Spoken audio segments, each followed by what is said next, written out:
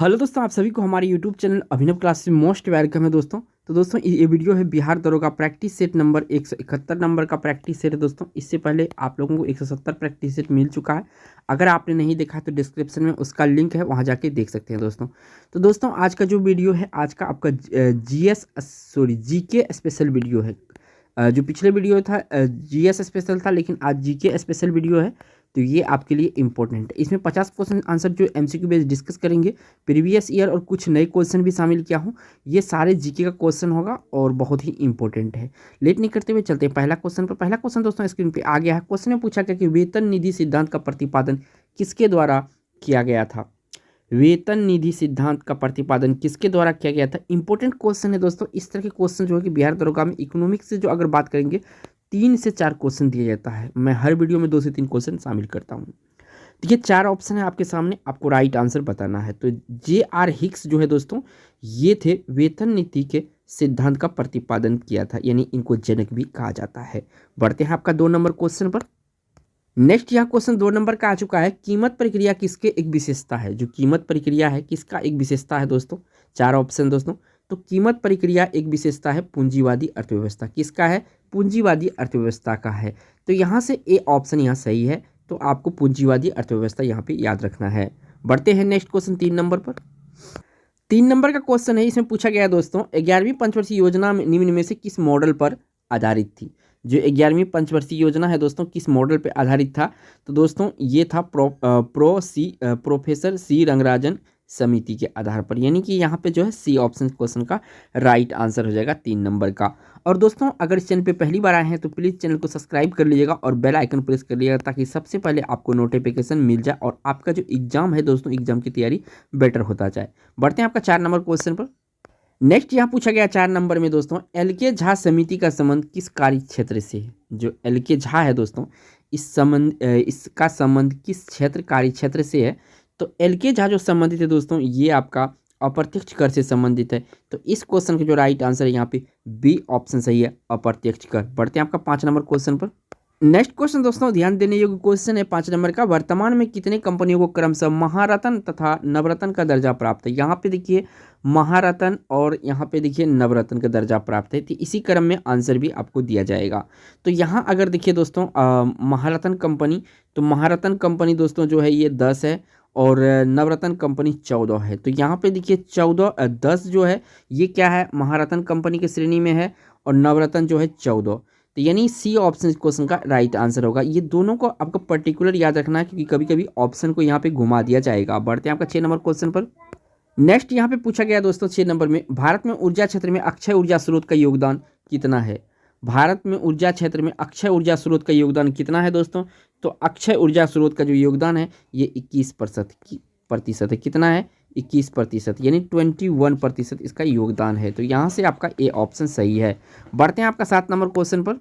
Next question दोस्तों इसे पूछा गया आपसे, भारतीय जनगणना 2011 के अनुसार बिहार का सबसे अधिक जनसंख्या घनत्व वाला जिला कौन सा है।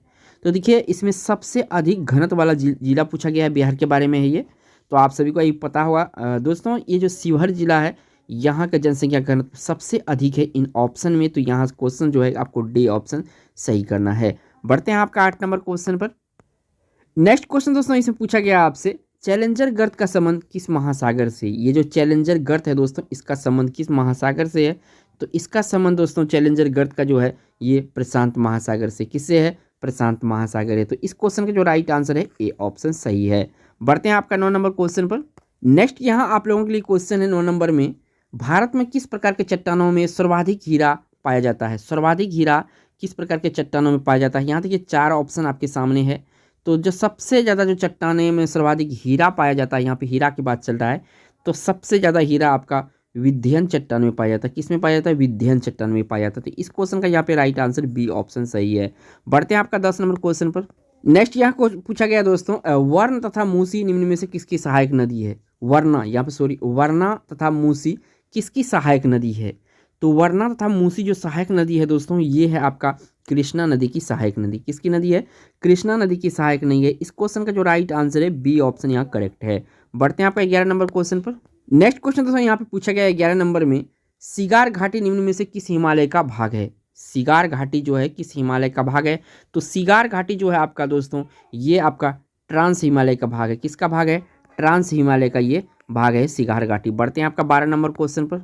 नेक्स्ट यहाँ पूछा गया दोस्तों 12 नंबर में, भारत का नियाग्रा किस जलप्रपात को कहा जाता है? भारत का नियाग्रा किस जलप्रपात को कहा जाता है दोस्तों? तो भारत का नियाग्रा जो कहा जाता है ये कहा जाता है दोस्तों चित्रकूट जलप्रपात को। किसको कहा जाता है? चित्रकूट जलप्रपात को कहा जाता है। क्या कहा जाता है? नियाग्रा। बढ़ते हैं आपका 13 नंबर क्वेश्चन पर। नेक्स्ट यहाँ 13 नंबर का क्वेश्चन है, ग्रैंड सैंडी मरुस्थल किस देश में स्थित है? तो देखिए दोस्तों ग्रैंड सैंडी मरुस्थल किस देश में स्थित है? तो ये है ऑस्ट्रेलिया देश में। ये कहाँ पे है? ऑस्ट्रेलिया देश में। तो इस क्वेश्चन का राइट आंसर डी ऑप्शन है। बढ़ते हैं आपका 14 नंबर क्वेश्चन पर। नेक्स्ट यहाँ पे आ गए हैं दोस्तों, अब पूछा गया है इसमें बहुत ही इंपॉर्टेंट है, काली मिट्टी का विस्तार भारत के किस राज्य में सर्वाधिक है? यानी कि ऑप्शन में जो है सबसे अधिक किस में है, ठीक है ना? तो सबसे अधिक काली मिट्टी का जो विस्तार है ये महाराष्ट्र में है। इसका आता है बाद आता है गुजरात मध्य प्रदेश का। तो ए ऑप्शन क्वेश्चन का राइट आंसर यहाँ पे हो जाएगा। बढ़ते हैं आपका 14 नंबर 15 नंबर। नेक्स्ट क्वेश्चन दोस्तों यहाँ पूछा गया, बिहार में कितने कृषि जलवायु क्षेत्र पाए जाते हैं? जो बिहार है अपना इसमें कितने कृषि जलवायु क्षेत्र पाए जाते हैं दोस्तों? तो यहाँ पे जो पाया जाता है यहाँ पे 4 जलवायु क्षेत्र पाया जाता है। क्या? 4 जलवायु क्षेत्र पाया जाता है। तो ए ऑप्शन इस क्वेश्चन का राइट आंसर हो जाएगा। बढ़ते हैं आपका 16 नंबर क्वेश्चन पर। नेक्स्ट क्वेश्चन दोस्तों इसमें पूछा गया, भारत का प्रधानमंत्री, ये भारत का प्रधानमंत्री के बारे में पूछ रहा है कि भारत का प्रधानमंत्री कैसे नियुक्त किया जाता है, कि चयनित किया जाता है, क्या निर्वाचित या मनोनीत? तो देखिए भारत का प्रधानमंत्री जो है नियुक्त किया जाता है। क्या किया जाता है? नियुक्त किया जाता है। डी ऑप्शन क्वेश्चन का राइट आंसर है। बढ़ते हैं आपका 17 नंबर क्वेश्चन पर। नेक्स्ट क्वेश्चन यहाँ पे 17 नंबर का आ चुका है दोस्तों, और ये पूछा गया, भारत शासन अधिनियम 1935 द्वारा स्थापित अपशिष्ट शक्तियाँ किसे प्रदान की गई थी? जो 1935 अधिनियम है दोस्तों इसमें अपशिष्ट शक्तियाँ किसे प्रदान की गई थी? तो ये प्रदान की गई थी दोस्तों गवर्नर जनरल को। किसको प्रदान की गई थी? गवर्नर जनरल को। तो ए ऑप्शन यहाँ पर सही है। बढ़ते हैं आपका 18 नंबर क्वेश्चन पर। नेक्स्ट क्वेश्चन दोस्तों इसे पूछा गया, जवाहरलाल नेहरू ने निम्न में से किस अधिनियम को गुलामी का दास्ता संज्ञा दी थी?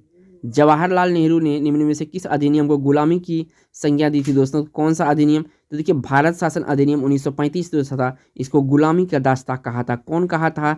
तो ये कहा था जवाहरलाल नेहरू, जो कि भारत के प्रथम प्रधानमंत्री भी रह चुके हैं। तो सी ऑप्शन क्वेश्चन का राइट आंसर है। बढ़ते हैं आपका 19 नंबर क्वेश्चन पर। नेक्स्ट क्वेश्चन दोस्तों इसे पूछा गया कि संविधान के निर्माण के लिए गठित संविधान सभा का प्रतीक चिन्ह क्या था? जो संविधान निर्माण के लिए जो गठित संविधान सभा था दोस्तों इसका प्रतीक चिन्ह क्या था? तो इसका प्रतीक चिन्ह था दोस्तों हाथी। क्या था? हाथी इसका प्रतीक चिन्ह था। संविधान के निर्माण के लिए जो गठित हुआ था संविधान सभा। बढ़ते हैं आपका 20 नंबर क्वेश्चन। नेक्स्ट यहाँ पे 20 नंबर का क्वेश्चन है, और संविधान के किस भाग का संबंध केंद्र शासित प्रदेश के प्रशासन से है? तो केंद्र शासित प्रदेश के प्रशासन से जो है दोस्तों संबंध दोस्तों भाग 8, भाग 8वां जो है दोस्तों 8वां भाग ये आपका केंद्र शासित प्रदेश के प्रशासन से है। यानी यहाँ पे जो डी ऑप्शन है ये आपका सही है। बढ़ते हैं आपका 21 नंबर क्वेश्चन पर। नेक्स्ट क्वेश्चन दोस्तों इनसे पूछा गया आपसे, वन्य जीव संरक्षण नियम किसके अंतर्गत आता है? वन्य जीव संरक्षण नियम निम्न में से किसके अंतर्गत आता है? तो देखिए दोस्तों ये आपका मौलिक कर्तव्य और मौलिक अधिकार, यानी कि यहाँ पे जो ऑप्शन आपको सिलेक्ट करना है डी, यानी कि ए और सी दोनों सही है। तो डी ऑप्शन यहाँ राइट आंसर हो जाएगा आपका। बढ़ते हैं आपका 22 नंबर क्वेश्चन पर।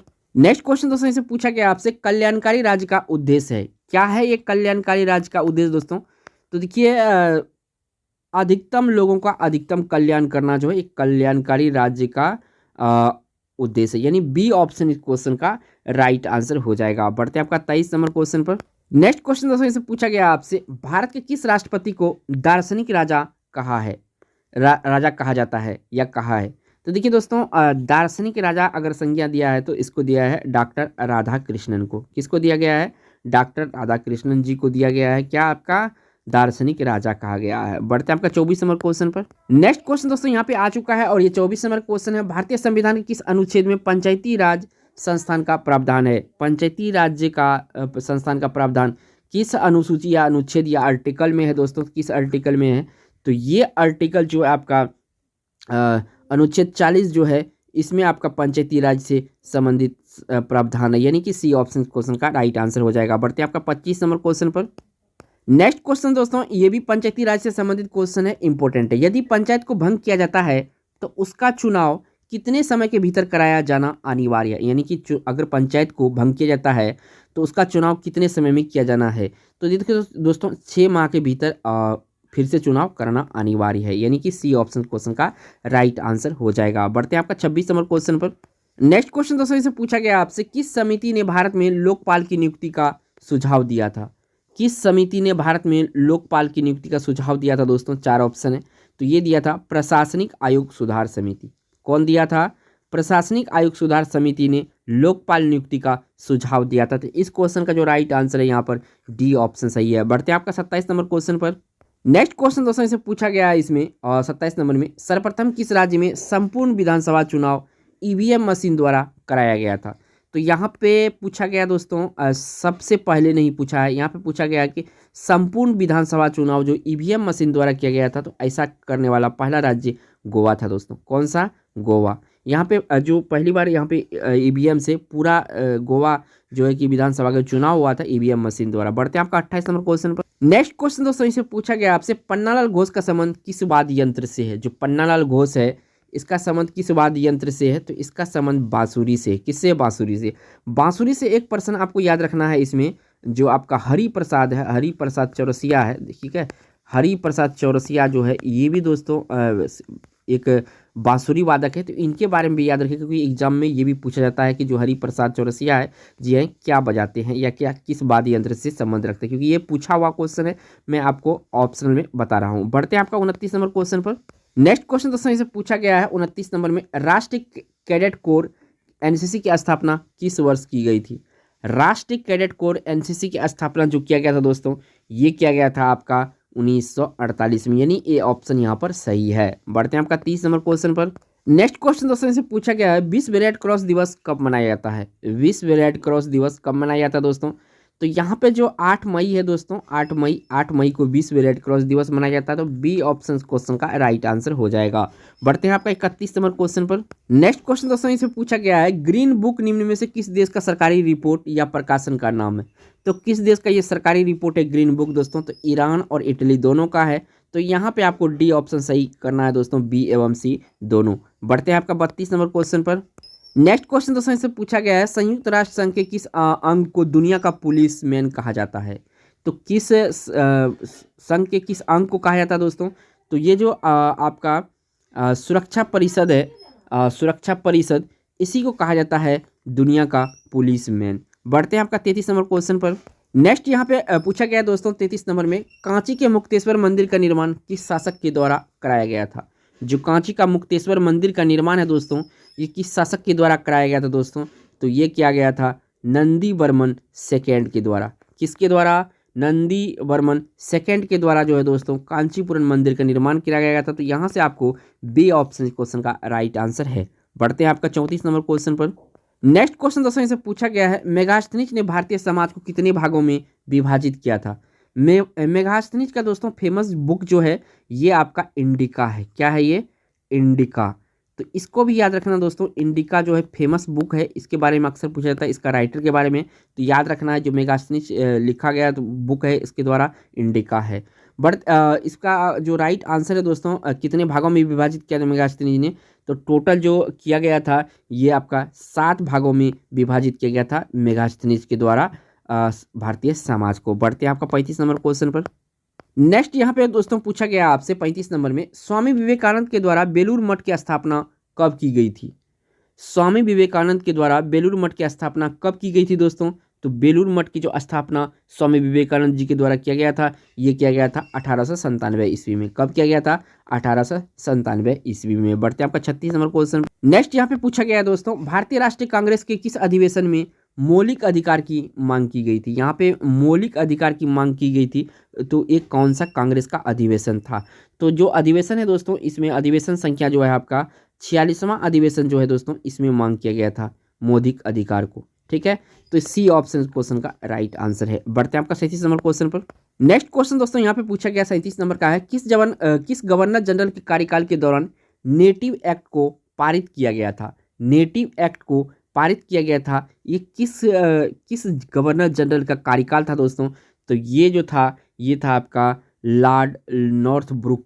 लॉर्ड नॉर्थब्रुक के शासनकाल में जो है नेटिव एक्ट को पारित किया गया था, यानी बी ऑप्शन इस क्वेश्चन का राइट आंसर है। बढ़ते हैं आपका 38 नंबर क्वेश्चन पर।